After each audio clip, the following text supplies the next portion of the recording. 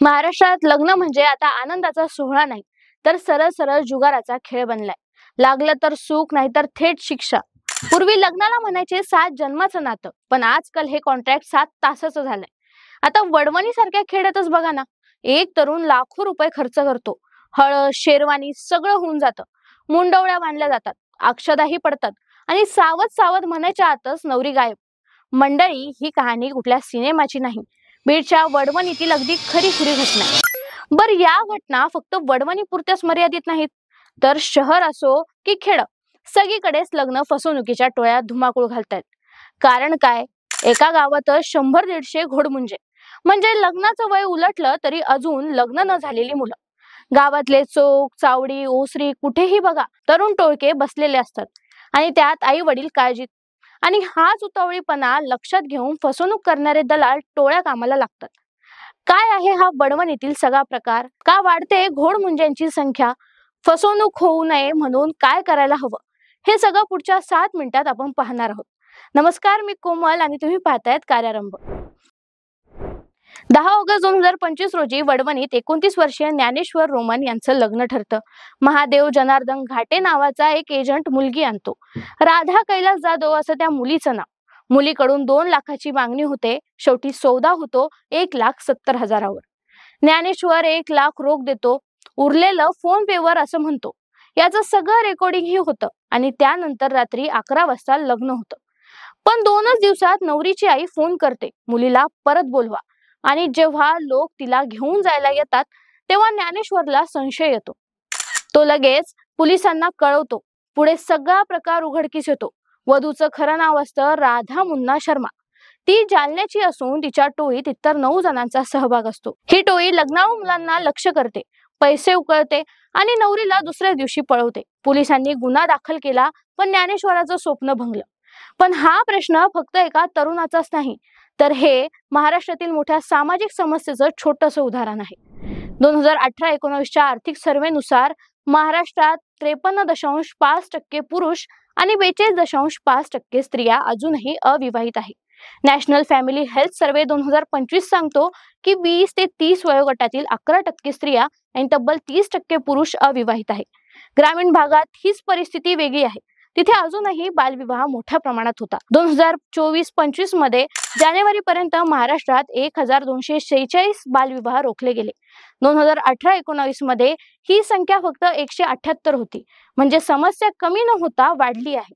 शहरी भागात घटस्फोटाचं प्रमाण झपाट्याने वाढतंय. मुंबई, पुण्यासारख्या शहरात घटस्फोटाचा दर 30% पेक्षा जास्त आहे. आर्थिक ताण, बदलती जीवनशैली, मानसिक ताण ही सगळी कारणे आहेत. नवरीने फसवणूक केल्याचं प्रकरण हे फक्त बीड पुरतेच मर्यादित नाही. 2015 ते 2018 दरम्यान 96 मॅट्रिमोनियल स्कॅम नोंदवले गेले. पुण्यात 2016-17 मध्ये 3,75,00,000ची फसवणूक झाली. नागपूरमध्ये 2025 मध्ये एका महिलेनं 8 लग्न करून लाखो रुपये उकळले आणि 9व्या लग्नाआधी ती पकडली गेली. पुण्यात एका 85 वर्षीय वृद्धाला 11 लाखाचा फटका बसला. तर मुंबईत खोट्या प्रोफाईलवर विधवा महिलांना फसवणारा टोळीबाज अटकला. या घटनेचं मूळ कारण दडले ते मुलींची घटलेली संख्या. 1995 ते 2012 या दरम्यान महाराष्ट्रात मुलींचा जन्मदर प्रचंड घटलेला होता. बीड जिल्ह्यातील शिरूर सारख्या तालुक्याच्या शहरात हा दर 1000 मुलांमागे 776 मुली असा देशात सर्वात कमी मुली असल्याचा नोंदवला गेला होता. आता त्याच वर्षात जन्मलेली मुलं लग्नायोग्य वयाला पोहोचली आहेत. काहींचं वय उलटून गेलं, पण अजूनही ते घोडमुंजेच आहेत. लग्न न होण्यास सामाजिक कारणाबरोबरच वैयक्तिक कारणे देखील महत्वाची ठरू लागली आहेत.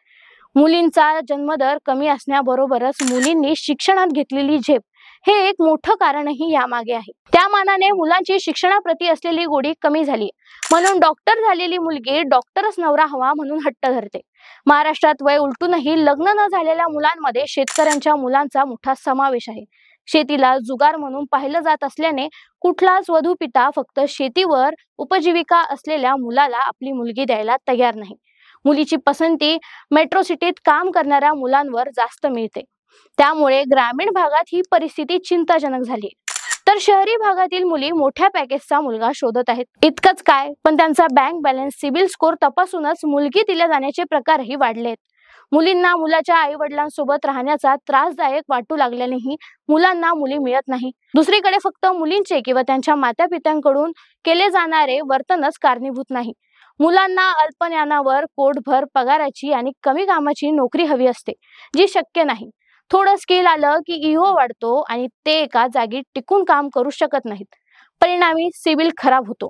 अनेकांना वर्षातच करोडपती व्हायचं असतं, त्यामुळे नको त्या उद्योगाकडे वळतात. राजकीय नेत्यांच्या मागे घोषणा देत फिरल्याने अशा मुलांनाही मुलगी मिळत नाही. त्यातून व्यसनाधीनता, नैराश्य हे सध्याचं वास्तव्य आहे. म्हणूनच लग्नासाठी मुलगी मिळेल म्हणून फसवणुकीच्या टोळ्यात धुमाकूळ घालत आहे. आता या सगळ्यांपासून वाचायचं तर मुलांनी आधी आपलं वर्तन सुधारणं गरजेचं आहे. व्यसनापासून दूर राहून नोकरी सातत्य टिकवणं, छोट्या कामापासून सुरुवात करून मोठं गरजेचं होणं. फक्त शेतीवर नाही तर शेतीला जोडधंदा म्हणून छोटा मोठा व्यवसाय शोधला तर स्थळ मिळायला अडचण येत नाही. पण अति उतावळीपणामुळे फसवणुकीचे प्रकार घडतात. सिबिल चेक करण्यापेक्षा स्थळाचं बॅकग्राऊंड चेक करणं महत्वाचं आहे. पैसे द्या, मुलगी देतो म्हणणाऱ्यांपासून 4 हात दूरच राहाल तर बरंच होईल. तर या प्रकरणाबद्दल तुमचं मत काय आहे? खरंच लग्न महाराष्ट्रात मोठी समस्या बनली आहे का? तुमचा अभिप्राय आम्हाला कमेंट्स मध्ये जरूर कळवा. व्हिडिओ आवडला असेल तर लाईक करा, शेअर करा आणि कार्यरंभला सबस्क्राईब करा. धन्यवाद.